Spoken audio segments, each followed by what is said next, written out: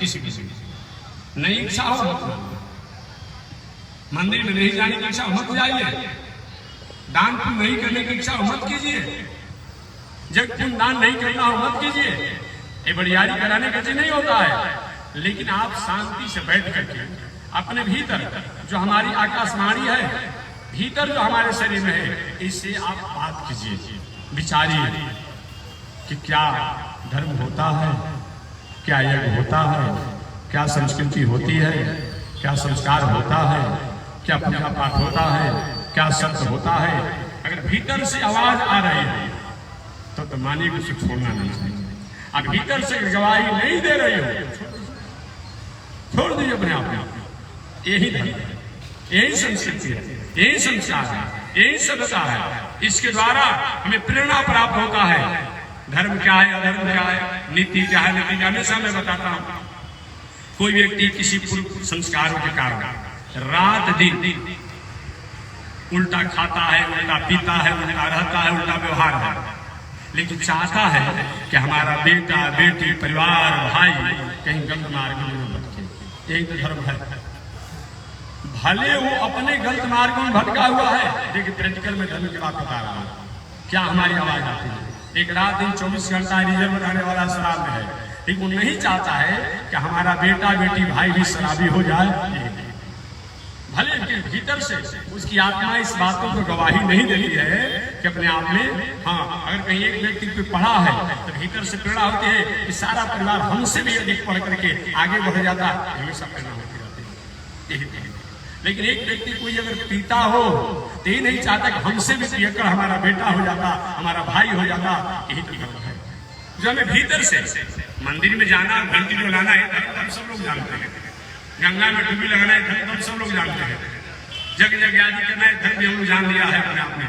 लेकिन ये धर्म जो भीतर जो हमारा प्रेरणा देता है, इस तरह अगर ऐसा निर्णय होता हो तो मानिए धर्म है। क्या चीज? एक कितना भी पीने वाला हो, लेकिन वो नहीं चाहता है कि हमारा बेटा, हमारा भाई, हमारा पत्नी, हमारा परिवार कहीं हमसे भी अधिक लेकर निकल जाए। एक कोई व्यक्ति कितना भी अपराधी हो, अपराध की दुनिया में रहता हो, लेकिन नहीं चाहता है कि हमारे परिवार को किसी प्रकार के खरोच भी लग जाए। यही तो धर्म है। भले दूसरे की गर्दन काट देता है, दूसरे की छाती में भिड़ा देता है, लेकिन नहीं चाहता है कि हमारे परिवार पर कहीं खरोच लग जाए। इसलिए तो दूसरे की हत्या करता, अपराध करता है, अपना बेटा परिवार को बाहर लेकर छुपा कर रखता है। दूसरे के बेटा परिवार को कहीं अपराध की दुनिया में ले जाकर के धकेल देता है, अपना बेटा को लेकर बाहर कहीं पढ़ाता है। देखेंगे जितना बड़ा बड़ा अपराधी अपने कहने वाला है, जितना बड़ा बड़ा अपराधी अपने आप में, जितना वैसा अपने आप अपराध किए अपने आप में एक सामाजिक अपने को नेता मानता है, वो लोगों को, साधारण लोगों के कोमल भावों को अपने आप में ठग करके उपद्रव में लगाता है। उनके बच्चों को, उनके परिवार को, उनके पिता को बेचारा इतने भी उसको रखता है कि कमाओ और खाओ, बस इतने बड़े। आए अपने बेटा को विदेश पढ़ाता है, बाहर पढ़ाता है, किसी को जानकारी नहीं देता है। इससे मालूम पड़ता है कि समाज के लोगों के साथ व्यवहार कर रहा है तो ठीक नहीं तो अपने बेटा को सबसे आगे कर देता, अपने परिवार को आगे कर देता। ये नहीं करेगा अपने आप। तो हमारे भीतर ये एक ऐसी प्रेरणा होती है जो करना चाहिए धर्म है, जिसको निषेध होता है वह धर्म है। यही बताया जाए तो इसीलिए धर्म की व्याख्या क्या होती है? आत्मन प्रतिकूलाने परेशान समाचरे, जो आपके लिए प्रतिकूल हो, कभी भी वैसा व्यवहार और बर्ताव नहीं करे, इसी का नाम धर्म है।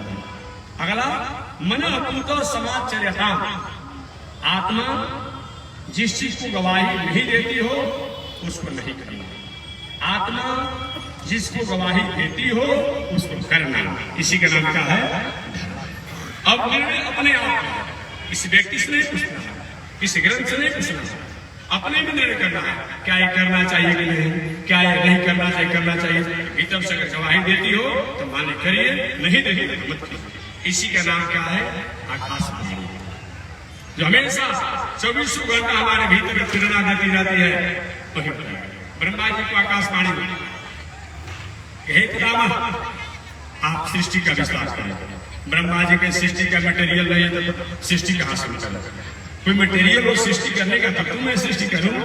तो हुआ कि आप तप करेंगे, कर्म करेंगे तो मटेरियल भी प्राप्त हो जाएगा और मटेरियल का उपयोग करने का भी बुद्धि प्राप्त हो जाएगा।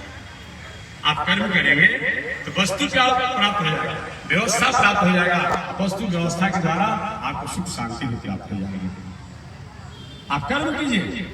ब्रह्मा जी वही अपने आप तप की और तप करने के बाद मन में सुंदर वृत्ति आई कि सुंदर हमारा पुत्र हो जाता, सुंदर पुत्र होगा। और सुंदर पुत्र की इच्छा किए, जैसी भावना लेकर के आप रहेंगे वह इधर जैसी भावना लेकर के आप रहेंगे, भविष्य में आपका पुत्र वैसा ही होगा। याद रखिएगा, पुत्र की कामना हो, पत्नी के पास जाइए, पवित्र भावना लेकर जाइए। किसी ज्ञानी, विज्ञानी, पंडित, विद्वान, वैज्ञानिक, अच्छे इंजीनियर, अच्छे संत, संस्कृति, संस्कार वाले व्यक्ति का स्त्री और पुरुष और स्मरण और ध्यान करते हुए संतान की इच्छा करेंगे तो भविष्य में उनका लड़का वो संस्कारी वैसा ही है। याद रखिए, जैसा आपने किया। एक बार एक माता जी ने गई, जब फोटो खींचने वाला से क्या उसे कहा जाता है, जो फोटो खींचते हैं, कैमरा में, फोटोग्राफी गई। अरे मेरा फोटो खींच, ठीक है देवी जी मैं फोटो खींचूंगी। फोटो खींच लिया और फोटो जब खींच लिया अपने आप पुनः गई, संदेह तुम्हारे पर, संदेह अपने आप में, पुनः मेरी फोटो खींचो, क्या थोड़ा सा अपने को ठीक ठाक हो जाइए, फोटो अच्छी नहीं आ रही है। अरे खींच मेरा फोटो अपने आप में, बार बार डांटने लगी, पुनः दूसरा खींच लिया। खींचने के बाद अपने आप में कि दिखाओ मेरा फोटो कैसा कैसे खींचा। अब फोटो जब खींचा था अपने आप से डांटने लगी, बोलने लगी यही मेरा फोटो है, शर्म नहीं लगती है तुम्हें, ऐसे ही खींचते हो, ऐसे फोटोग्राफी के काम कर दो। तो उसने कहा कि देवी जी फोटो खींचने में हमारा दोष नहीं है, मैंने पहले आपको बता दिया था कि पहले आप अपने को ठीक ठाक हो जाइए। अब आपके बाल बिखरे हैं, पसीने हैं, अपने आप में वस्त्र भी अस्त व्यस्त हैं। तो आप जिस स्थिति में जब फोटो खींचने की आई थी उस समय आपकी स्थिति ठीक नहीं थी।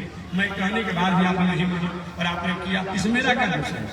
ठीक वही बात है, जैसी आपकी सोच विचार रहेगी स्त्री का पुरुष का, उसी संस्कार से बाद में चल करके लड़का होगा।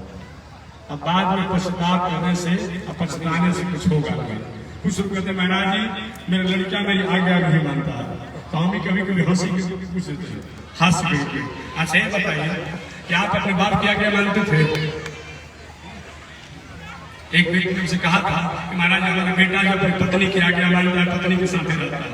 तो हमने कहा कि अच्छे आप ही अपने पिता की आज्ञा मानते थे कि पत्नी की आज्ञा मानते थे? तो सांस बात है कि महाराज अपनी पत्नी की आज्ञा मानते थे। तो हमने कहा बेटा का गलती काम किया, अब बेटा का गलती काम किया, जो आप करते तो वही काम कर रहा है। ये लोग जो है आज लोग कहते हैं हमारा बेटा हम हमारी आज्ञा नहीं मानता है। अरे आप नहीं मानेंगे, आपका बेटा मानेगा। अगर सही में आप चाहते हैं आप संस्कार दीजिए छोटे छोटे बालक माताओं के पास में। मत कहो कि प्रणाम करो, बाबा है, पिताजी है, ये चाचा है, नहीं। आप प्रणाम कीजिए ना। असम छोटा बालक 1 वर्ष का 2 वर्ष का होगा और कुछ नहीं बुझाएगा उसको, वो भी हाथ जोड़ेगा, सिर झुका लेगा। अगर चाहते हैं संस्कारी बनाना तो सब आप संस्कारी बन जाइए। आप संस्कारी बन जाइए, वो परिवार संस्कारी बन जाएगा।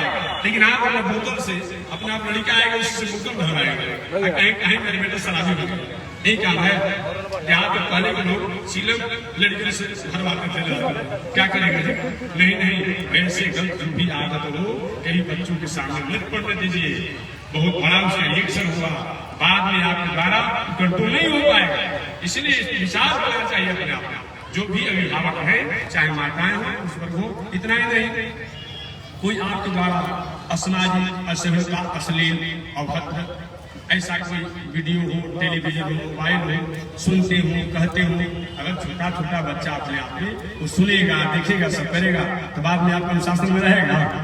नहीं। उसके सामने कभी भी टेलीविजन पर आप एक रूम में रहते हैं, देखते हैं, कभी गंदी फिल्म को, पिक्चर को मत देखिए, अन्यथा पुनः आपसे बढ़ करके आगे वो गलत मार्गों का अधिकारी हो जाएगा। आपके चाहने के बाद वो नहीं। इसलिए हम चाहते हैं कि हमारा परिवार संस्कारी हो तो सब हमें संस्कारी होना पड़ेगा। हम चाहते हैं कि हमारा परिवार अनुशासित हो, हमें सब अनुशासन में जानना पड़ेगा। हम शासन ग्रहण करें, लेकिन यही हम नहीं कर पा रहे हैं, यही हम नहीं कर पा रहे हैं। ब्रह्मा जी को आज्ञा हुआ तब करें। ब्रह्मा जी के तब करना तो आता नहीं है, कैसे हुआ कि तो आप इसी को आप मंत्र मान लीजिए। ब्रह्मा जी ने उसी को मंत्र मान लिया और मंत्र मान करके ब्रह्मा जी ने क्या किया, बैठ के साधना करने के लिए, और बैठ के आगे चल करके ब्रह्मा जी के मन में हुआ सुंदर मेरा पुत्र होता, सुंदर मेरा पुत्र होता, भगवान के समान सुंदर निर्मल पवित्र भावना होगा। ऐसी भावना करके और पुत्र की कामना किए ब्रह्मा जी 4 पुत्रों के सामने खड़ा हो गया, सनक, सनंदन, सनातन, सनातन। 4 भाई खड़े हो गए।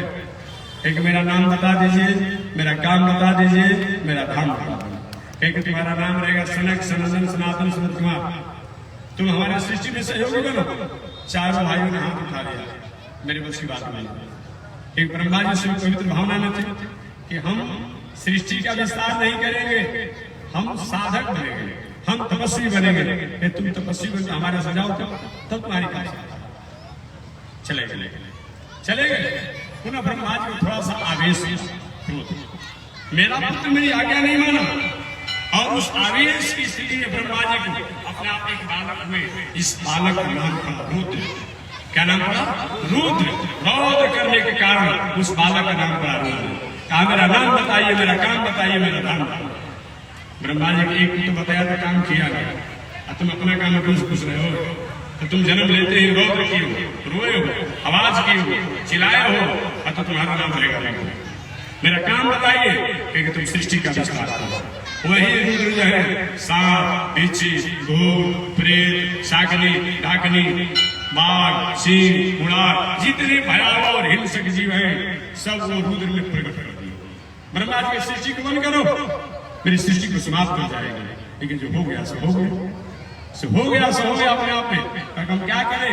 पुनः जाओ तपस्या करें। बिना तपस्या किए सृष्टि करना सक्षम नहीं है। पुनः चले गए तप करने के लिए।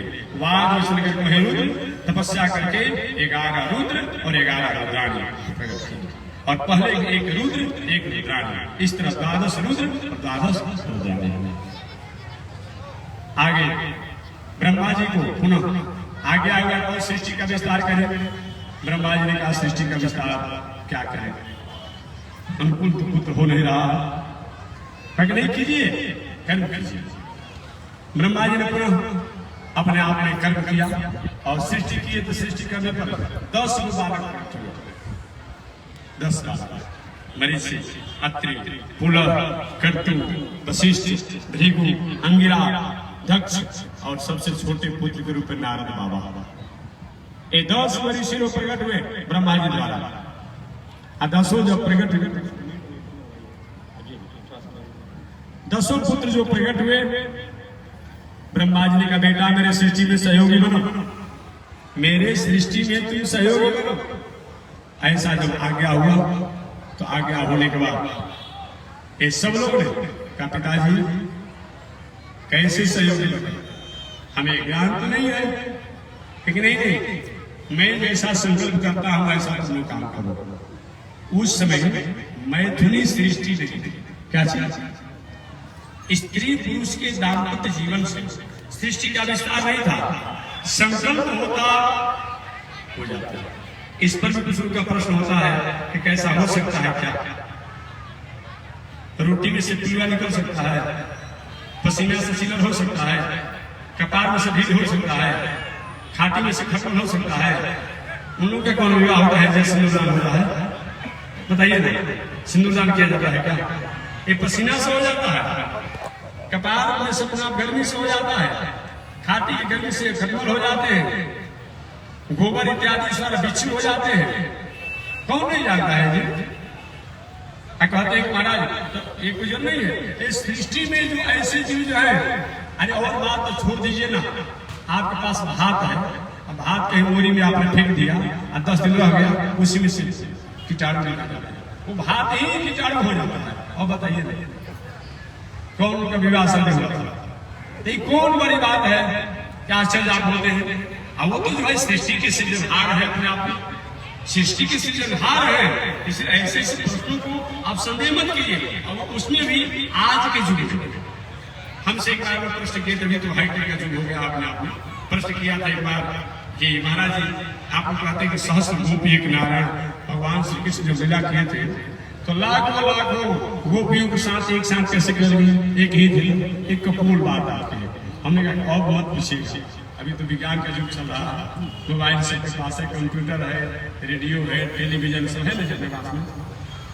दिल्ली से कोई राष्ट्राध्यक्ष द्वारा किसी बातों को रिले किया जाता है, कोई आदेश दिया जाता है, जिसके पास कंप्यूटर है, मोबाइल है, टेलीविजन है, जो है सब एक साथ देखता है कि नहीं देखता है।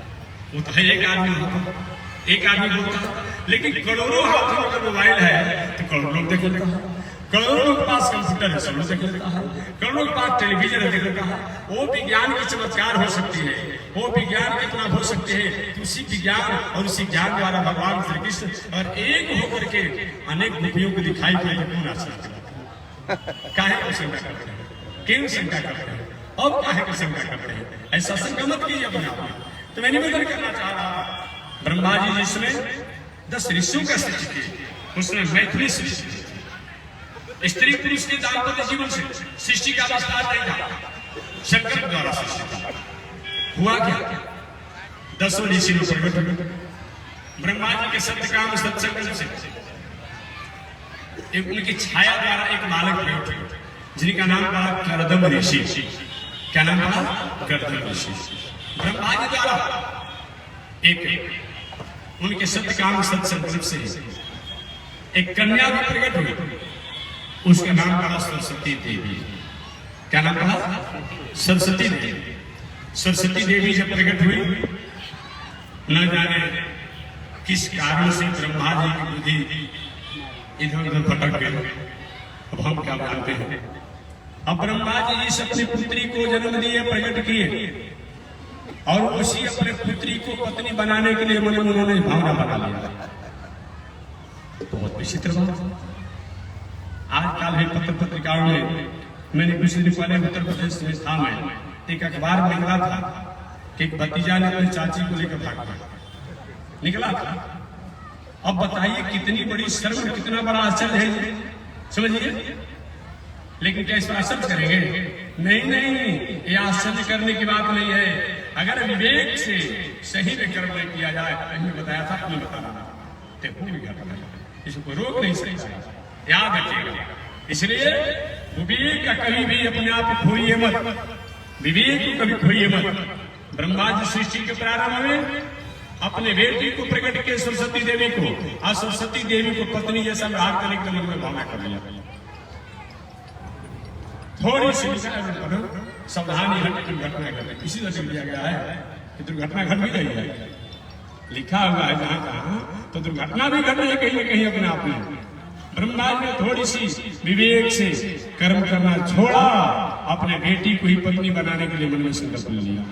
जब इस घटना को मरीचि, अत्रि, पुलह, कर्तु, भृगु, वशिष्ठ ऐसे लोग जब जाने कि मेरे पिता, क्या समाज के लोग कहेंगे, समाज में लोग का अपवाद हो जाएगा, कैसे मुंह दिखाएंगे हम लोग अपने आप में। जाकर लोगों ने प्रार्थना किया ब्रह्मा जी से, बाबा नाक कट जाएगी, नाक प्रतिष्ठा का सूचक है, नाक कट जाएगी अपने आप में, कोई उपाय कीजिए, ऐसा मत कीजिए।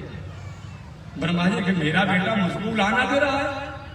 ब्रह्मा जी कल मन में भावना किए थे, मन में पत्नी जैसा व्यवहार करने की भावना किए थे, सृष्टि के विस्तार करने के लिए, सृष्टि के प्रारंभ में। सच्चुक में बात कर रहा, अपने बातों को ब्रह्मा जी ने भावना को वापस ले लिया, लेकिन मन में थोड़ा सा प्रयास हुआ, कितना मैं कहा मैं गिरने जा रहा था, अगर मेरे पुत्र नहीं कहे होते तो क्या होता, समाज में क्या प्रतिष्ठा रहती।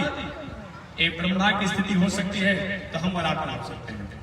शास्त्र में बताया गया है, मात्रा स्वस्त्रा दुहित्रा वा न विवेकता सनो भवेत्, बलवान इंद्रियो ग्रामो विद्वान स्मृति कर सते। चाहे माता ही क्यों न हो, चाहे बहन ही क्यों न हो, चाहे बेटी ही क्यों न हो, चाहे मौसी ही क्यों न हो, चाहे फुआ ही क्यों न हो, ऐसे प्रवृत्ति की नारी भी अगर जुवती हो, जुवावस्था में हो, उनके साथ बहुत समय तक एकांत में अकेले हंसी मजाक बोल चाल उठन बैठन रहन सहन एकांत में मत कीजिए। क्यों? मात्रा शस्त्रा दुहित्रा वा न विविक्तासनो भवे बलवान इंद्रियो ग्रामो। इंद्रियों का ग्राम, बलवान इंद्रियो ग्राम, इंद्रियों ग्राम क्या होता है? एक इंद्रिया नहीं, आंख, कान, नाक, जीभ, चमड़ी, लवसन का मार्ग, पैखाना मार्ग, हाथ, पैर, एक एक इंद्री। अब समझिए कि किसी घर में एक दो को कहीं छेद होता है तो मूस अपना डेरा डाल देता है और सांप अपना डेरा डाल देता है। हमारे शरीर में ये 9 द्वार छेद है अपने आप में, ऐसे कहीं लुटेरा नहीं भूल जाएंगे अगर संयम नहीं करेंगे तो। बताइए, बलवान इंद्रियों ग्रामो, ये इंद्रियों का ग्राम जो है, इंद्रियों का समूह जो है, इतना बलवान अपने आप इस पढ़ाने वालों है कि विद्वान स्मृति कर सदे। ये साधारण लोगों की बात नहीं, बड़े बड़े विद्वान, बड़े बड़े पढ़े लिखे लोग भी इन इंद्रियों के समूह में आकर के अगर विवेक से काम नहीं लेते हैं, संयम से नहीं लेते हैं, तो उनको भटकने से कोई रोक नहीं सकता। उदाहरण के रूप में आपने विश्वामित्र बाबा का नाम सुना होगा, सुने होंगे। विश्वामित्र बाबा इतने बड़े उच्च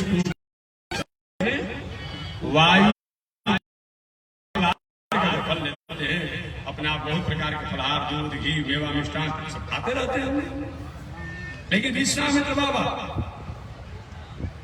वायु पीकर रहते थे, पत्ता खाकर रहते थे, कभी कभी तो जल पीकर रहते थे, और वो भी कभी कभी नहीं हो पाता था। ऐसे विश्वामित्र बाबा तपस्या करने वाले, ऐसी उसी तपस्या नहीं जो इतने बड़े साधक जो दूसरा इंद्रलोक बनाने की शक्ति रखते हैं, कोई समान संत नहीं बने, जो कि दूसरा इंद्रलोक बनाने की शक्ति रखने वाले और नहीं। गायत्री मंत्र जो हर लोग जपते हैं, वो गायत्री मंत्र के आविष्कारक वैज्ञानिक हमारे विश्वामित्र बाबा हैं। उन्होंने ही प्रकट किया था इस गायत्री मंत्र को, विश्वामित्र बाबा ही ने प्रकट किया था। ऐसे विश्वामित्र बाबा थोड़ी सी इंद्रियों को ढीला कर दिया। मेरा क्या होने वाला है? इतना बड़े में साधक हूं, इतना बड़े में विद्वान हूं, इतना बड़े में तपस्वी हूं। मेनका आई, रंभा आई, तिलोत्तमा आई, आया करके तपस्या पर पानी फेंक दिया। इतिहास कौन नहीं जानता? इतिहास नहीं जानते हम? शकुंतला नाम नहीं जानते हो? इतिहास गवाह है, हम और आप नहीं, इतिहास गवाह है। थोड़ी सी सावधानी हटे क्या हो गया, हम और आप होते हैं, हम और आप होते हैं। इसलिए मात्रा स्वस्त्रा दुहित्रा वा न विवेकासनो भवे बलवान इंद्रियो ग्रामो विद्वान स्मृति कर सती। एक आज विभाग की बात है, अभी लंगोटी पहने 6 महीने नहीं हुआ, 3 महीने नहीं हुआ, 1 महीने नहीं हुआ और सिद्ध बन जा रहा है सब। कल दाढ़ी बढ़ा लिया, मूछ बढ़ा लिया, अपने आप में लाल कपड़ा पहन लिया, कमंडल ले लिया।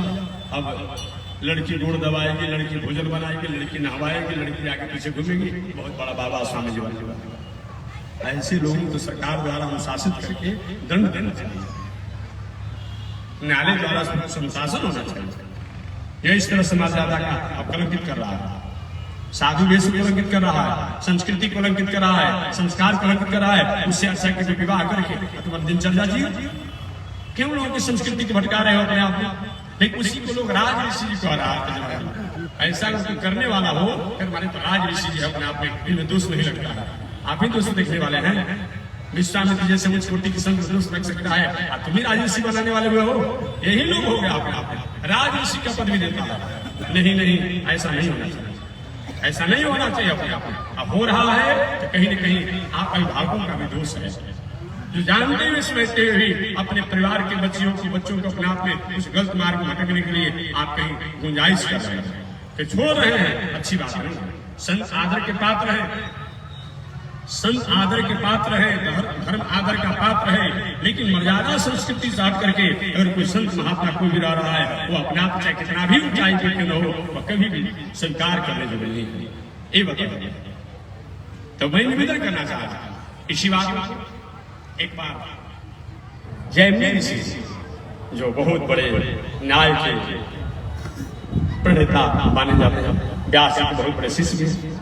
जैमिनी ऋषि जी व्यास जी से पढ़ रहे थे, इस श्लोक को पढ़ रहे थे।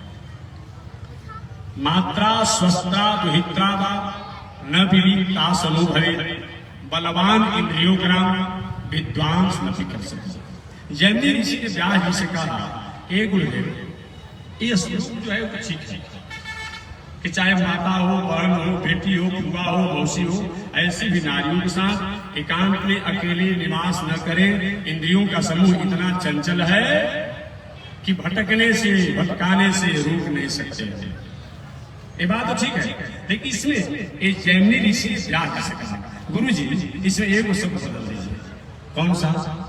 तो विद्वान से फिक्र से, बड़े बड़े विद्वान भी भटक जाते हैं, उनको भी इंद्रियों का ग्राम अपने ओर खींच लेता है।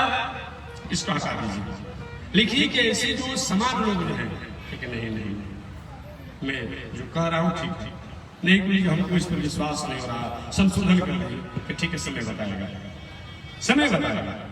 वही समय बीतते चला गया।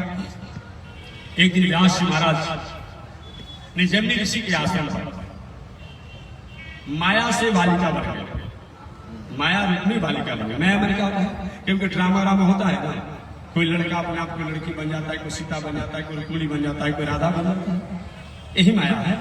बस तो वो चीज नहीं हो, लेकिन जब तक देखा जाए वैसे ही देखा जाए, वैसे ही समझा जाए, वैसे ही सुना जाए, वैसे ही संबोधित किया जाए, इसी का नाम तो माया है।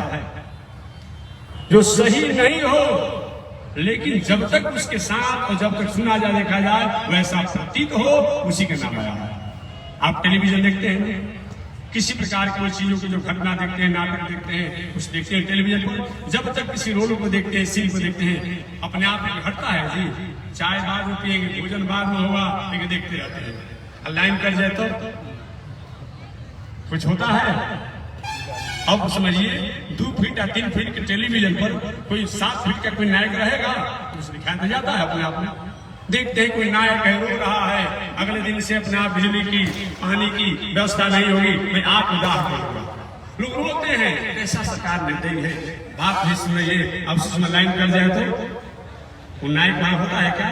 वो तो कहीं मुंबई में कहीं 5 स्टार और 10 स्टार में अपना सुधा रहता है, कहाँ रहता है। लेकिन जब तक देखते हैं, कितने तो रोने लगते हैं, कितने उग्र हो जाते हैं, देख रहे अपने आप में, यही माना वस्तुतः जो नहीं हो, लेकिन देखते समय, सुनते समय, गाते समय, समझते समय सत्य प्रतीत हो, इसी का नाम क्या है?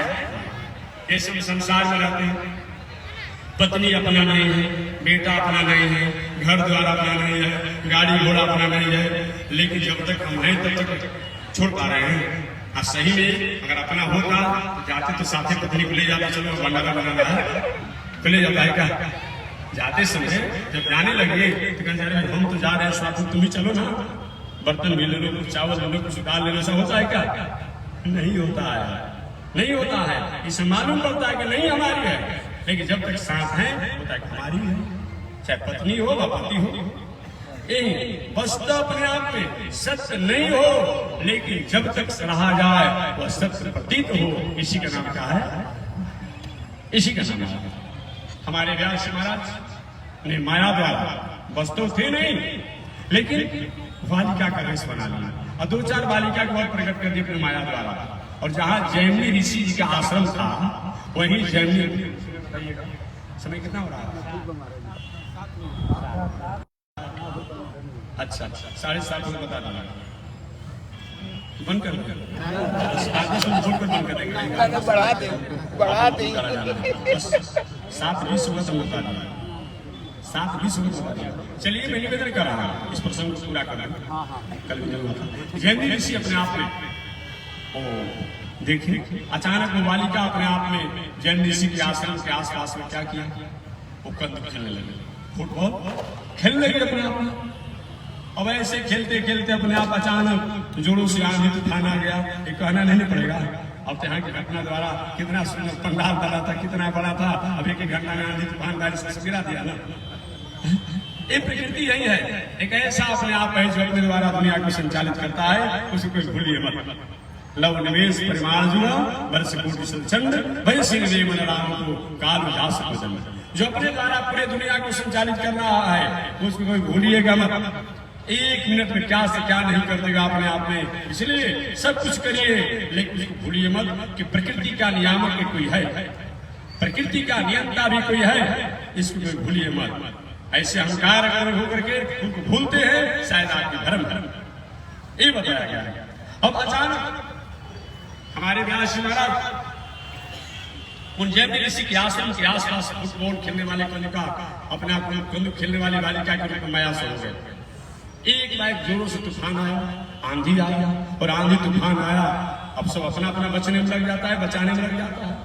अब इधर भागो उधर भागो, कोई इधर पेड़ की छाया में उधर पेड़ की छाया में, सब लोग सुनने लगे। लेकिन जो सम व्यास जी महाराज बने थे बालिका के रूप में, और तो अपनी माया द्वारा बालिकाओं को लुप्त कर दिए, लेकिन अपने जाकर वृक्ष की चोट में जाकर के और काफी भाई जोरों से आंधी तूफान था, जितनी जोरों से आंधी उतने तो तूफान उतने तो बारिश, शरीर कांपने लगा। जैमिनी ऋषि ने अपने गुफा से देखा कि दया के समान दुनिया में कोई धर्म नहीं। बात ठीक है, दया से धर्म नहीं हो जाए, ये बात ठीक है, लेकिन दया का एक मानक होना चाहिए, एक विचार होना चाहिए। अब कोई अपने आप में नायिका स्त्री के महाराज दया कीजिए, मैं अपने आप में अमुक काम करना चाहता हूँ, एक मतलब होता है नहीं। अब हमको अपना फलारी आदमी है, अब कोई स्त्री लाए सुंदर पकवान बना करके मालूम महाराज जी कृपा कीजिए अपने आप में बहुत प्रेम से सुबह सुबह अपने आप में दूध में बना करके मालपुआ लाएंगे, अच्छी बात है, लेकिन हमारा जो व्रत है उसे हम छोड़ नहीं देंगे। और अपने आप क्या करेंगे, यही होना चाहिए, दया होना चाहिए, लेकिन दया का एक मानक होना चाहिए। याद रखिएगा, घर में छोटे छोटे बालक हैं नहीं पढ़ रहे हैं, आप दया करेंगे शिक्षा विहीन हो जाएगा, अज्ञानी हो जाएगा, थोड़ा सा लाइन में खड़ा कीजिए, नहीं पढ़ोगे ना भोजन बंद कर देंगे, कपड़ा बंद कर देंगे, खर्चा बंद कर देंगे, अनुशासन कीजिए। बड़े देखने मालूम पड़ा कि आप कड़ा बोल रहे हैं, लेकिन उसे नरक नहीं होगा, मोक्ष होगा। इसलिए दया होनी चाहिए, लेकिन मर्यादा संस्कृति संस्कार से, चाहे समाज हो, राष्ट्र हो, परिवार हो, कोई व्यक्ति भटक रहा हो, वहां तक थोड़ा सा कड़ा होना ही चाहिए, यही दया है। यदि खल दंड करहु नहीं तोड़ा तो भ्रष्ट को स्तुति मारेगा। यदि कहीं अनुशासन नहीं किया जाए तो सब के सब लोग गलत मार्गों का अधिकारी हो जाएंगे, तो थोड़ा सा अनुशासन तो होना ही चाहिए, ये बताया गया है। हमारे जैमिनी ऋषि अपने आप में क्या किया देख रहे थे, बालिका बहुत भीड़ रही है, और आवाज आया, हे देवी जी, हे जुवती, मैं सच जैमिनी, मैं दया का सब अपने आप में पुजारी हूँ, मैं दया का पुजारी हूँ। मैं देख रहा हूँ तुम बहुत देरों से चंचल होकर के भटक रही हो अपने आप में, हवा के कारण, उस जल के कारण, वृष्टि के कारण मैं तुम्हारे कष्टों को देख करके बहुत आर्द्र हूँ। तुम मेरी गुफा में आ जाओ, मैं किसी तरह वृक्ष के नीचे अपने आप को नवरात्रि में जीवन गुजार दूंगा। पहले तो ब्याज नहीं, उनको विश्वास नहीं है कि नहीं, विश्वास करने की बात नहीं, बालिका कहते हैं ना, विश्वास करने की बात नहीं है। आओ मैं कहता हूँ, अब ब्याज अपने आप में बालिका बने तो न्याय से परीक्षा करने के लिए, और उस बात को सिद्ध करने के लिए जो उन्होंने कहा था कि विद्वान से न कर सकती, ये नहीं हो सकता है, उसी बात को सिद्ध करने के लिए आए। जैमिनी जी अपने को गुफा में रहो, लेकिन याद रखा रात्रि में 12 बजे मेरे ही रूप बना करके एक प्रेत आता है, कितना भी कहेगा गुफा के द्वार मत खोलना, और इतना कहकर बालिका को व्यासी अपने आप में उस गुफा में करती कि भीतर से तुम गुफा बना करो। जैमिनी ऋषि वृक्ष नीचे चले गए। 12 रात्रि जब बजा तो वो प्रेत तो अलग होता है, उस प्रेत की तो पूजा पाठ करके शांत किया जा सकता है, लेकिन मन के उपद्रव रूपी प्रेत जो है जब शांत होता है, अब मन में उपद्रव जो होगा जैसे सिखा मेरा आश्रम और मैं बाहर रहूंगा, ऐसा होगा क्या? नहीं, हम क्या जानते हैं। अब 12 बजे रात्रि में आश्रम में जाने लगे, किवाड़ खोलो, गुफा के द्वार खोलो। नहीं खोलूंगी। बाबा ने कहा गया है कि प्रेत आता है 12 बजे रात्रि में। नहीं, मैं प्रेत नहीं है, सब मैं जन्म से हूँ, लेकिन नहीं, मैं नहीं खोलूंगा। मैं कहा था अपने आप में कि हमारे देश में आता है विद्वान स्मृति। इंद्रियों बताया गया है, इंद्रियों का ग्राम इतना बलवान होता है, न रात देखता है, न दिन देखता है, न बेटी देखता है, न बल देखता है। नहीं, इसी बात को समझाना, न माता देखता है, न मौसी देखता है, न फुआ देखता है। इतना इंद्रियों का ग्राम बलवान है कि मात्रा शस्त्रा दुहित्रा न विविकासनुभवे बलवान इंद्रियों ग्रामों विद्वान स्मृति। अब जैन ऋषि क्या किए, जब गुफा का द्वार नहीं खुला तो ऊपर गुफा का चले गए। पहले के जमाने में मकान जो बनते थे तो धुआं निकलने के लिए एक बनाया जाता था मुक्ति अपने आप में। गुफा में विष्णु के ताप के लिए लिखी था। अब छेद था थोड़ा सा। अब जैन ऋषि पहुंच गए ऊपर उस गुफा के ऊपर, और उस था नहीं, पत्थर से तोड़ करके और गुफा को फैल कर गए कि नहीं खुली, इसी से पीछे। और 12 बजे रात्रि से तोड़ते 4 सुबह बज गए। गुफा में प्रवेश करने के अपने आप जगह को बना दिया। और जैन ऋषि ऐसे पैर पर नीचे करके और प्रवेश करना चाहे तो गर्दन तक ही प्रवेश नीचे किए होंगे कि व्यास जी महाराज एक स्वरूप से बाहर प्रकट हो गए, और एक स्वरूप से नीचे बालिका के रूप थे ही। बाहर जो प्रकट हुए व्यास जी महाराज जैन ऋषि की चुटकी पकड़ सिखा और नीचे से पैर पकड़ लिए, नीचे की तरफ खींच रहे, ऊपर की तरफ खींच रहे। बेटा अब बताओ, मैं जिसमें पढ़ा रहा था तो तुमने क्या कहा था कि गुरु जी ये कैसे आप बात करते हैं विद्वान से भी कर सकते? बड़े बड़े विद्वान भी भटक जाते हैं, अगर संयम से नहीं रहे, विवेक से अगर इंद्रियों को नहीं संभाले तो तुम्हारे विद्वान कौन सकता? न्याय के जानने वाला हो, दर्शन के जानने वाला हो, और तुम्हारे जैसा विद्वान इस रात्रि में क्या करो, मारने लगे चक्कर से। बताओ ये होगा कि नहीं होगा? उसको मात्रा शस्त्रा दुहित्रा न विविकता समूह भवे बलवान इंद्रियों ग्रामो विद्वान स्मृति कर सके। इंद्रियों का समूह इतना बड़ा विद्वान बड़ियार होता है, मजबूत होता है, बड़े बड़े विद्वान को भी दिग्भ्रमित कर देता है। अब बताओ ये श्लोक रहना चाहिए कि बदल जाए? एक नहीं कुछ रहना चाहिए। दुनिया के लोग जानेंगे कैसे कि तुम्हारे साथ कैसी घटना घटी है? कैसे जानेंगे? वही हमारे व्यास महाराज ने उनके चुरकी को जो छोड़ा और नीचे गुफा में एक लोहा का किल गाड़ा गया था, उसी में जाकर पैर धस गए जैन ऋषि ने। और उसी किल में धसने से खून जो निकला, उसी खून से जैन ऋषि ने एक गीता लिखा, जिस गीता का नाम है रक्त गीता नाम है, और उन्होंने अपने आत्मानुभव को लिखा है। इसलिए मैं निवेदन करना चाह रहा हूँ, आजकल के नया संत महात्मा साधु तो 2 दिन का जोड़ा जो बन गया हाथ में आप लोग, अब सबसे पहले यही काम करता है। दुगो दासी अलग, दुगो बगल, दुगो आगे, दुगो पीछे, ऐसी महत्व दे रहा है। नहीं भाई ऐसा मत कीजिए, समाज में ऐसा हो रहा है, इसमें रोक लगाया जाता है। अब ऐसे व्यक्ति कहीं विवाह कर भक्ति करने में थोड़े अपना कुछ साधु बनकर होगा, घर परिवार पत्नी बाल बच्चों के साथ रह करके भी हम भक्ति कर सकते हैं। लेकिन इन संत महात्मा और शास्त्र को कलंकित क्यों कर रहे हो अपने आप में? ऐसा नहीं होना चाहिए। तो मैं निवेदन करना चाह रहा था कि हमारे ब्रह्मा जी महाराज ने क्या किया, सरस्वती देवी को प्रकट तो कर दिया। अब प्रकट करने के बाद मन विभ्रमित हो गया कि सरस्वती को हम अपना पत्नी क्यों न बना ले, बेटी क्यों रहने दे। सारे लोग ने हाथ जोड़ा, आगे के पुत्र में पिताजी नाक कट जाएगी, ऐसा अगर हो जाएगा तो ये विचार ही आपने कर दिया कि बहुत गंदगी विचार है, गंदी विचार है।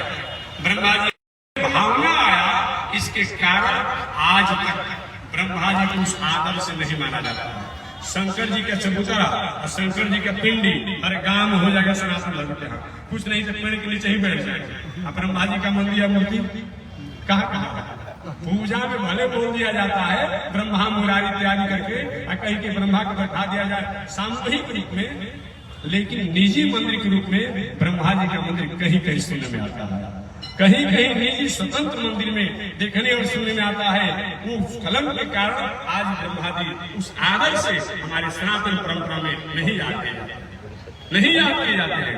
इसलिए बताया गया है कि ब्रह्मा जी तो अफसोस हुआ, पुनः अपने शरीर को ब्रह्मा जी ने 2 भागों में बांट दिया। सृष्टि विस्तार करना था सतयुग में, 2 भागों में बांट दिया और ब्रह्मा जी ने अपने शरीर को अपनी शक्ति द्वारा अब 2 भागों में बांटने का मतलब इस पर किसी को शंका हो जाती है, महाराज भला ऐसा शक्ति को 2 भागों में बांटा जा सकता है क्या? अभी जनरेटर चल रहा है ना, चलाइन है ना, एक अपने आप किरण द्वारा, ये माइक में आवाज है, एक किरण द्वारा प्रकाश है, एक किरण द्वारा पंखा चल रहा है, ये तीनों काम हो गया नहीं हो गया? एक किरण की शक्ति द्वारा ये 3 काम कर रहा है। फ्रिज लगाएंगे तो 4 काम हो जाएगा और कोई काम हो जाएगा। तो एक किरण, बिजली के किरण द्वारा 4 काम किया जा सकता है। अब ब्रह्मा जी अपने को 2 भागों में बांट दिए, तो क्यों ना समझ बात? ब्रह्मा जी ने अपनी शक्ति को 2 भागों में बांट दिया। एक हो गए आदि स्वयं भू मनु, क्या हुए? आदि स्वयं भू मनु और शत्रुपा। वही मनु और शत्रुपा हुए सृष्टि के प्रारंभ में, और बाद में चल करके वही मनु शत्रुपा द्वारा आगे सृष्टि का विस्तार हुआ। वही सृष्टि का विस्तार हुआ, वही आदि शंभु मनु और शत्रुपा द्वारा बताया गया है। 2 पुत्र हुए, 2 पुत्र हुए, प्रिय व्रत और उतानपाद। क्या हुए? प्रिय व्रत और उतानपाद। अब 3 कन्या हुई, आकृति, देवहूति, 3 कन्या हुई मनु शत्रुपा को। एक का नाम पड़ा आकृति, देवहूति, और 2 पुत्र हुए, प्रिय व्रत और उतानपाद। जो मनु महाराज की बड़ी बेटी जिसका नाम था आकृति, उस आकृति का विवाह जो है रुचि नाम के प्रजापति के साथ हुआ, जो आगे चलकर के धर्म इत्यादि उसके संतान थे। मनु महाराज की दूसरी बेटी जिसका नाम देवहूति थी, उस देवहूति का विवाह जो कर्दम ऋषि थे, उन कर्दम ऋषि के साथ हुआ। वही कर्दम ऋषि और देवहूति के वैवाहिक मर्यादा से 9 को पहले तो कर्दम ऋषि विवाह नहीं करना चाहते थे। कर्दम ऋषि पहले विवाह नहीं करना चाहते थे। आकर अपने आप में भगवान ने समझाया, बेटा विवाह करो, सृष्टि का विस्तार करना है। क्योंकि नहीं महाराज, भक्ति भजन करने में अपने आप में व्यवस्था हो जाएगी। भगवान कहे चलो मैं क्या चाहते हो, तुम भजन क्यों करना चाहते हो? कि प्रभु प्राप्ति के लिए, तो चलो मैं तुम्हारा बेटा बनकर के आऊंगा। अब विवाह करोगे? हाँ, तो विवाह करेंगे। जब विवाह करने से ही आप कहाँ जाने वाले हैं, तो काहे के साथ बनेंगे? वही कर्दम ऋषि ने अपने आप में मनु महाराज की दूसरी बेटी जिसका नाम था देवहूति, उन देवहूति के साथ विवाह किया। और विवाह जब किए तो विवाह आज की बात नहीं कि विवाह से पहले सब कुछ हो जाता है, नहीं ऐसा कुछ करते, ऐसा नहीं। विवाह के बाद पहले की हमारी माताएं हमेशा मैं कहता हूँ, हमारी माताएं जो आज बूढ़ी माताएं हैं, आंख से दिखाई नहीं पड़ रहा है, कान से सुनाई नहीं पड़ता है, चला नहीं जाता है, कभी पति के सामने और लोगों के सामने बात करते हुए नहीं देखा गया। आज विवाह से पहले से बातचीत हो जा रहा है। अब घर में शांति रहेगी। अब पति पत्नी की आज्ञा मानेगा, पत्नी पति की आज्ञा मानेगी। कहता है कि हमारी पत्नी हमारी आज्ञा नहीं मानती, कैसे मानेगी भाई? पहले तूने बात किया था, अनुशासन भंग पहले तूने कर दिया अपने। इसलिए मर्यादा होनी चाहिए। धन्य है कर्दम ऋषि और उनकी पत्नी देवहूति। विवाह हो गया। अब विवाह होने के बाद बहुत दिनों तक कर्दम ऋषि तपस्या करते रह गए। इतनी तपस्या में निमग्न हो गए, इतनी तपस्या में निमग्न हो गए कि भूल गए कि हम विवाह भी किए थे। अब एक दिन जब कर्दम ऋषि अपनी तपस्या से तोड़े तो देवहूति माता बैठी थी, कुछ आज्ञा हो गई। देवी जी तुम्हारा परिचय? हाँ प्रभु। अरे समाधि में क्या गए, हमको भूल गए, हमारा परिचय? अरे महाराज हमारे हाथों का आपने पकड़ा है, मेरे साथ आपने विवाह किया है और हम तो अपने आप में हमारा परिचय पूछ रहे हैं। मैं आपकी पत्नी देवहूति। अच्छा राजकुमारी, अच्छा मनु महाराज की पुत्री। धन्य हो भाई, मैं तो पूजा पाठ में भूल गया था तुमको। फिर अपने आप में देवी तुम्हारी क्या इच्छा है, बताओ क्या तुम्हारी इच्छा है? देवहूति ने कहा प्रभु गृहस्थ आश्रम में स्त्रियां कितनी भी हुई, लेकिन होता है कि हमारा भाई पिता का वंश, हमारा वंश आगे की विस्तार करे, खुशहाली बनी रहे। मैं चाहती हूँ आपके पास धन संपत्ति वैभव तो कभी नहीं। ये सब नहीं चाहिए, लेकिन कम से कम विवाह हुआ है एक संतान तो होना चाहिए। अच्छा, तुमने याद दिलाया, भगवान कहे थे हमसे कि करदम तुम विवाह करो, मैं तुम्हारा भेंट आवर करके आऊंगा। हम भी भूल गए थे, भगवान भी भूल गए। पुनः करदम ऋषि ने मर्यादा अनुसार अपने आप में अपनी पत्नी देवहूति के साथ गृहस्थ मर्यादा को स्वीकार। समय अतिक्रमण हो रहा है, मैं तुम्हें आगे विस्तार से बताता, विस्तार से।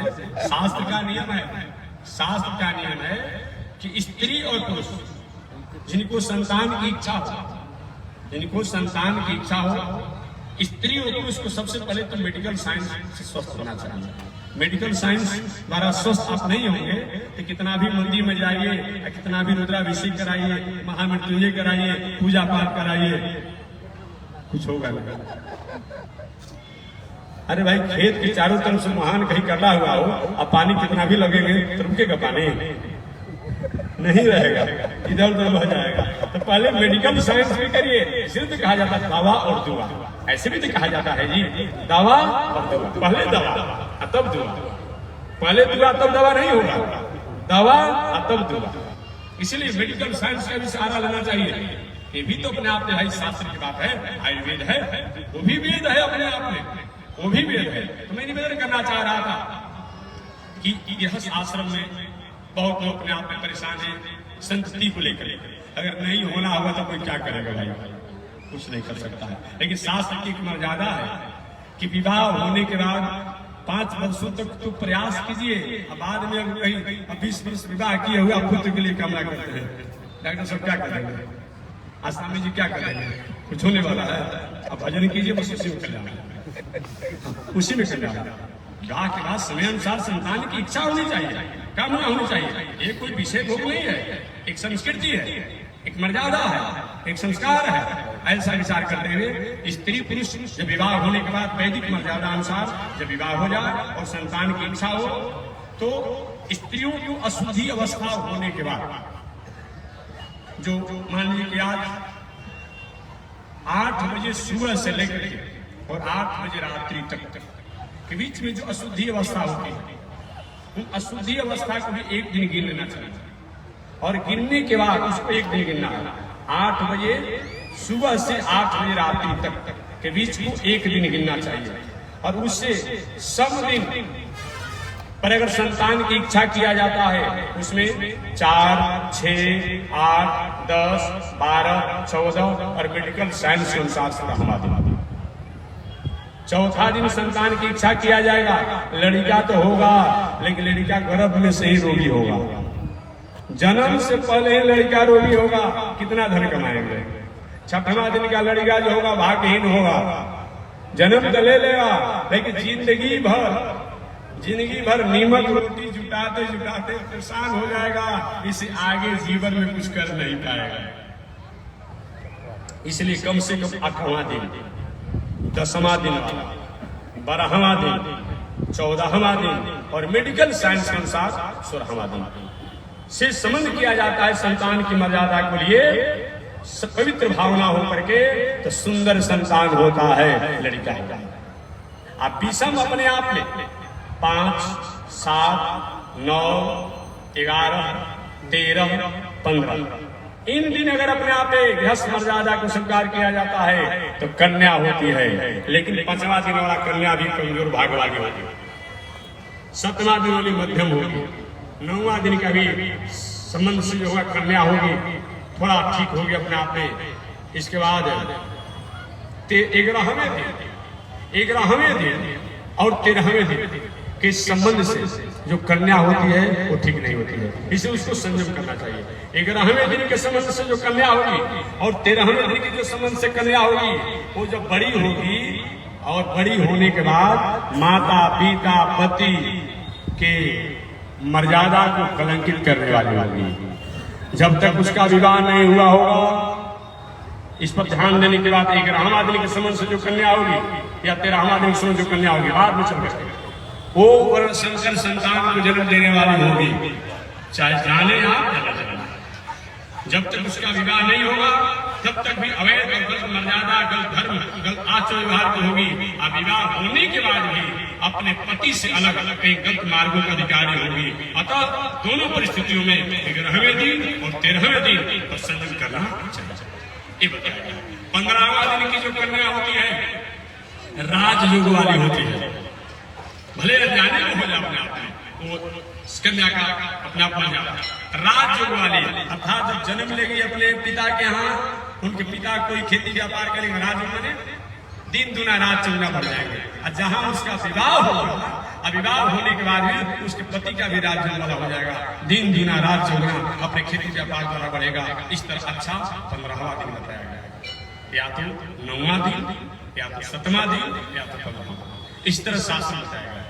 हमारे कर्दम ऋषि ने विचार किया कि पहले विभूति की भावना को भापना चाहिए, तो सबसे पहले अपने आप में संतान की इच्छा की, संतान वाले स्त्री के लिए होता है, तो सबसे पहले कर्दम ऋषि को कन्या हुई। अब कन्या हुई तो कन्या क्या भगवान कहते कि बेटा बन करके आएंगे, पहले बेटी आ गई। अब प्रतीक्षा करना पड़ेगा इसके विवाह के लिए। और पुत्र की कामना में एक बेटी के बाद दूसरा, दूसरा के उसमें से तीसरा, चौथा, 5वां, 6वां, 7वां, 8वां, 9वां 9 बेटी हो गई कर्दम ऋषि की। बेटा तो हुआ नहीं, कोई पुत्र नहीं हुआ। एक दिन कर्दम ऋषि ने क्या किया, कमंडल उठाया, अब कमंडल उठा कर चल दिया। देवी जी मैं नहीं रहूंगा, मैं जा रहा हूँ जीवन जीऊंगा, तुम इन बेटियों की सेवा करो। देवती माता ने कहा प्रभु मैं कुछ आदेश नहीं दे सकती, लेकिन बेटियों का विवाह बिना के कैसे आप जा सकते हैं? कौन विवाह करेगा? कौन विवाह करेगा? विवाह कर दीजिए, उसे ऑप्शन करने आप जाइए। ठीक है चलो मैं कहते हो तो विवाह करूंगा। और ऐसे करते रहे, प्रतीक्षा करते रहे। संयोग से क्या प्रभु आप भूल गए क्या? आपके कहने से हमने विवाह किया, मैं तो विवाह ही करने वाला नहीं, और आप आए नहीं हमारा बेटा बनकर, हमारा उद्धार कैसे होगा? भगवान के कर्दम अब आगे काम ठीक हो गया। वही 10वें संतान के रूप में भगवान आए, कर्दम ऋषि के पुत्र के रूप में। वही भगवान कपिल देव है। क्या है? भगवान कपिल देव है। बोलिए भगवान कपिल देव महाराज की जय। भगवान कपिल देव हुए। अब कर्दम ऋषि का सुनहरा काम पूरा हो गया। गृहस्थ आश्रम का जो होता था वो हो गया। समय से अपनी 9 कन्याओं का विवाह एक ही घर में कर दिया। लोग पूछते हैं महाराज तुमको विवाह करना चाहिए कि नहीं? अरे भाई अगर सही में कन्याओं का आपस में कहीं किसी प्रकार के विवाद न हो तो विवाह कर दीजिए, कोई दिक्कत नहीं है। अरे तो आप जानते होंगे कि दशरथ जी महाराज में 4 कन्याएं आई थी, लेकिन यहाँ छोड़िए ना, ब्रह्मा जी के 9 पुत्रों का विवाह मनु महाराज के 9 पुत्रियों के साथ हुआ। एक घर में 9 कन्या का विवाह हो गया। नारद जी थोड़ा चंचल स्वभाव के थे, इसलिए कभी विवाह नहीं हुआ। जब अगुआ लोग आए थे कहीं घूम रहे थे अपने आप में विवाह हुआ। इसी तरह वो मरीचि, अत्रि, पुला, कर्दू, भृगु, वशिष्ठ, अंगिरा इत्यादि जो ऋषि थे, ये हमारे कर्दम ऋषि के 9 कन्याओं से उनका विवाह हो गया। विवाह होने के बाद अब कर्दम ऋषि का एक बेटा अपनी मर्यादा संभाल, इच्छा होगा तो विवाह करके आगे सृष्टि का विस्तार करना, नहीं इच्छा होगा तो करना, हमें चला करने के लिए कर्दम ऋषि चले गए और तपस्या साधना द्वारा अपना उद्धार किए। बाद में श्री माता ने कर्दम ऋषि से पूछा, बेटा इस गृहस्थ आश्रम, इस मानवीय जीवन में उद्धार का, कल्याण का क्या साधन है? तो हमारे भगवान कपिल देव ने कहा, माता भक्ति मार्ग जो है ये सबसे मानव के सरल और सहज कल्याण का मार्ग है। भक्ति मार्ग का मतलब क्या होता है? हम अपने कर्मों को करते रहे, खेती व्यापार, नौकरी, अध्ययन, अध्यापन, परिवार, पत्नी, बाल बच्चों के साथ रहे, लेकिन सब में भगवान की आज्ञा मान करके, भगवान की प्रेरणा मान करके, भगवान का मान करके और उस वस्तु व्यवस्था व्यवहार में आते हैं तो हर व्यवहार ही हमारी साधना, आराधना, पूजा और तप हो जाती है। यही मानव धर्म, यही मानव धर्म है, यही भक्ति है। भक्ति में वस्तु का त्याग नहीं होता है, बल्कि भक्ति में वस्तु का समर्पण परमात्मा को होता है, वस्तु का त्याग नहीं होता है। बेटा बेटी, परिवार, बाल बच्चे, खेती व्यापार, नौकरी, सबको मानिए कि परमात्मा का गिफ्ट है, पुरस्कार है। ये मान करके अगर इनके साथ रह जाता है तो हर व्यवहार ही हमारी साधना और आराधना हो जाती है। इसी का नाम भक्ति है। नीच टहल सब प्रभु के करी हो, पद विलोक भव सागर। इस तरह से भगवान कपिल देव ने माता देवहूति को उपदेश दिया और एक दिन माता देवहूति भगवान कपिल को देखते देखते अपने पंचभौतिक शरीर से त्याग दिया। वही जहाँ पंचभौतिक शरीर से त्याग किया माता देवहूति ने, वही आज बिंदु सरोवर के नामों से जाना जाता है, जो गुजरात में कच्छ के पास में है।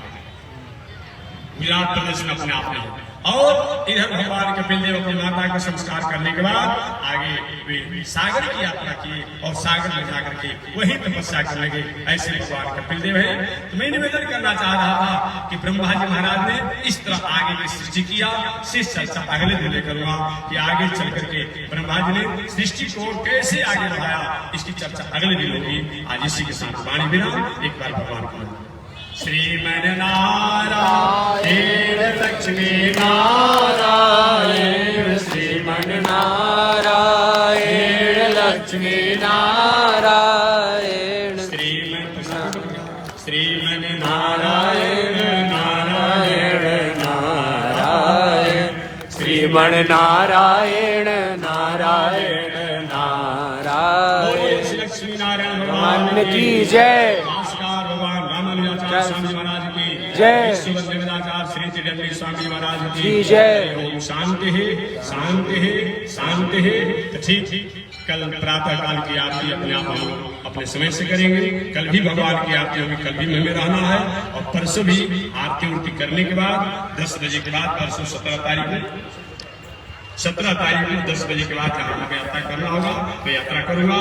कल भी कथा होगी, कल भी आरती होगी, परसों 10 बजे तक रहेंगे। और कल जग की पूर्णाहुति है, तो पूर्णाहुति के अवसर पर भंडारा भोज का भी व्यवस्था किया गया है। इस भंडारा भोज में पूरे गांव जवाहर जिला जो भी लोग हैं सब लोग अपने आप में इष्ट मित्र बंधु बांधवों के साथ सादर आमंत्रित हैं। 10 बजे दिन से लेकर के 10 बजे रात्रि तक के बीच में जब मौका मिलेगा आके प्रसाद खा लीजिएगा। जय श्री नारायण। और अभी हमारे हरिद्वार से चलकर आए हुए जगत गुरु रामानुजाचार्य स्वामी वैकुंठनाथ जी महाराज की कथा होगी। उनके बाद काशी से चलकर आए हुए जगत गुरु रामानुजाचार्य स्वामी मुक्तिनाथ जी महाराज की कथा होगी।